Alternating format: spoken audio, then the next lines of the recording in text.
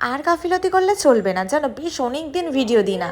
তাই আজকে সকালে উঠেই দেখি প্রথমে পুচুরা এসছে, তাই ওদের একটা মাছ দিয়ে চলে গেলাম সোরটাং রান্নাঘরে। প্রথমেই বানাবো আজকে ভিডিও, তার সাথে ব্রেকফাস্টও। তার জন্য বেলের শরবতটা বানিয়ে চাউমিনটাকে নুন আর তেল দিয়ে সিদ্ধ বসিয়ে দিয়েছি। আজকে যেন বানাবো পনির চাউমিন।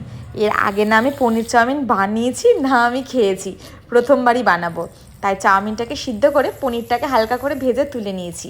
এবার ওই কড়াইতে ওই তেলের মধ্যে পেঁয়াজ আর ক্যাপসিকামটা দিয়ে হালকা ভাজা হয়ে গেলে নুন আর গোলমরিচ গুঁড়ো দিয়ে দিয়েছি, আর এর মধ্যে সমস্ত ধরনের সস আর ভিনিগার দিয়ে দিয়েছি। ব্যাস, এটা ভালো করে টস করে দিয়ে দিয়েছি সিদ্ধ করে রাখা চাউমিনটা। এবার ভালো করে ভাজা ভাজা হতে থাক। আর তোমরা আমাকে বলো তো, তোমরা আগে পনির চাউমিন খেয়েছো কি না? আমি সত্যি কথা বলতে ভেজ চাউমিন, এগ চাউমিন আর চিকেন চাউমিন এসবই খেয়ে যাই, পনির অবধি আর পৌঁছে উঠতে পারিনি। তাই আজকে পনির চাউমিন আর তার সাথে বানিয়েছিলাম বেলের শরবত। সকালের ব্রেকফাস্টও হয়ে গেল, ভিডিও হয়ে